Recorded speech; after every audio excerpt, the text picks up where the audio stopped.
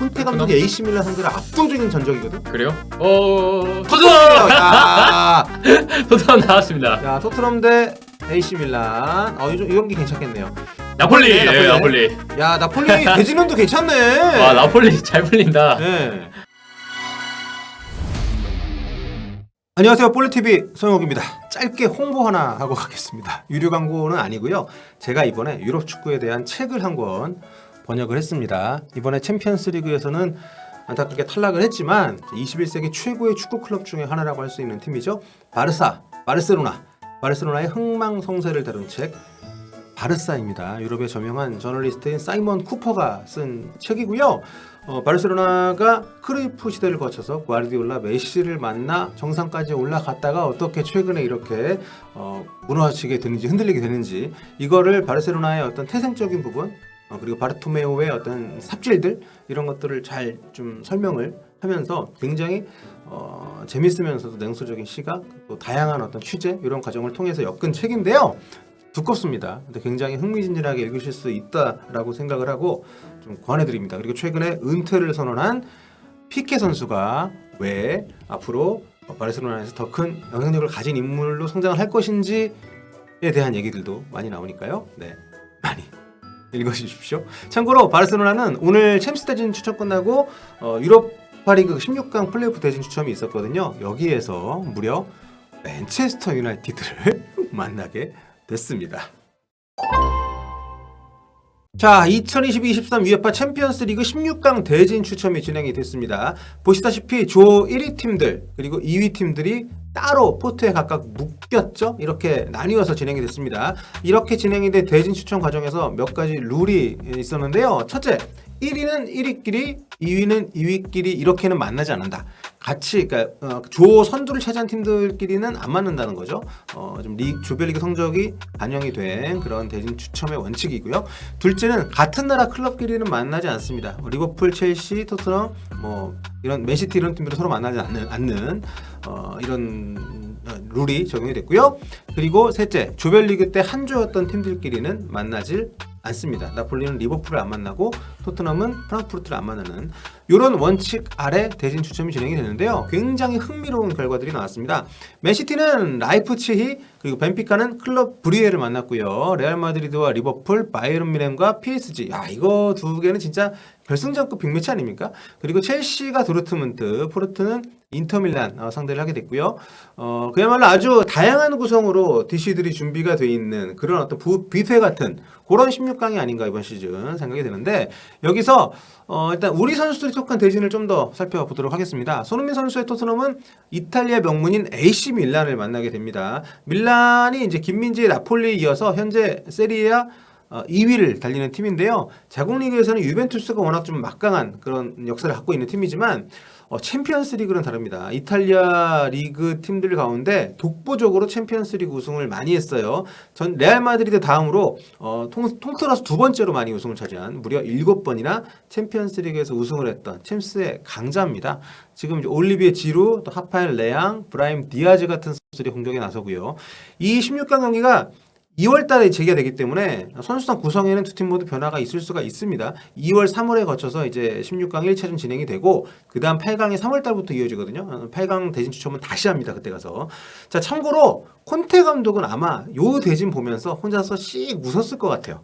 왜냐하면 AC 밀란이 보시다시피 콘테 감독이 이제 감독 경력 시작한 이래로 가장 좋은 성적을 내고 있는 팀 중에 하나거든요. 승수로만 따지면 가장 많이 이겨본 상대입니다. 독보적으로.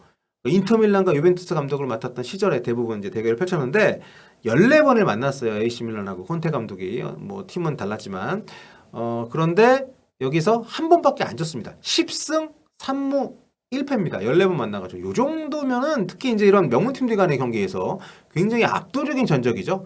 이런 전적 절대로 흔치 않습니다. 강호들을 상대로, 더군다나 챔스처럼 강팀들을 연달아 만날 때 고전하는 전적을 보여주고 있는 콘테 감독이기 때문에 이 AC 밀란을 상대로 한 이런 전적들은 굉장히 인상적입니다. 상위 팀 중에서 이런 명문팀의 이름이 잘 없어요. 콘테 감독이. 근데 AC 밀란에게는 유독 강합니다. 나름의 노하우가 있다라는 생각을 갖기에 충분한 어떤 그런 기록이고요. 아무튼 뭐 두 팀 모두 해볼 만하다는 생각을 가졌을 법한 대진이죠. 밀란 입장에서도 다른 팀들, 쟁쟁한 팀들 봤을 때 조 1위를 차지했던 뭐 토트넘 정도면은 충분히 틈을 발견할 수 있는 2월 대결이 정말 기대가 되는 그런 시합입니다. 다음은 이제 김민재 선수의 나폴리인데요. 와, 진짜 나폴리 올 시즌에 경기도 잘하지만 뭔가 계속 작품이 좀 길을 좀 만들어주는, 이번 상대가 이제 조별리그의 토트넘 상대였던 일본의 가마다와 하세베가 있는 프랑크푸르트입니다. 뭐 좋은 팀이죠. 지난 시즌에 이제 유로파 우승을 했던 팀이기도 하고 16강, 하지만 16강에 올라온 팀들 가운데서는 가장 해볼 만한 상대 중에 하나죠. 김민재 선수의 수비력이 빛을 발하지 않을까 생각이 드는 그런 팀이기 때문에 나폴리는 8강 가능성 굉장히 높아졌다라고 많이들 분석을 하고 있습니다.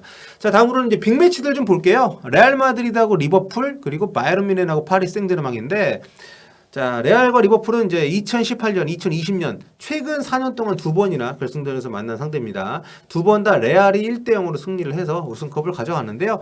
2018년 같은 경우에는 리버풀 팬들 굉장히 좀 화가 많이 나셨을 만한 경기였습니다. 당시 모하메드 살라가 라모스하고 엉켜서 쓰러지면서 부상 있고 아웃이 됐고, 진짜 좀 화가 날 수밖에 없는 일이었고, 이집트 팬들도 마찬가지였습니다. 사실 이집트가 이 챔스 결승은 바로 월드컵, 러시아 월드컵이 이어졌는데 살라가 돌아오긴 했지만 정상 컨디션이 아니었기 때문에 이집트 입장에서는 상당히 좀 안타까운 그런 경기로 기억이 됩니다.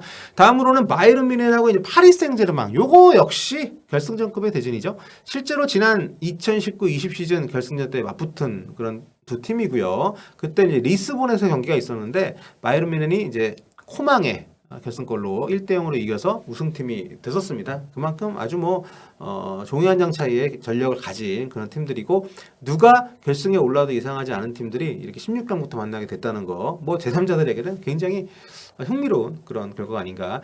자, 이번 시즌에는 이제 파리가 벤피카한테 밀렸죠. 그래서 조 2위가 되는 바람에 이런 빅매치가 성사가 된 겁니다.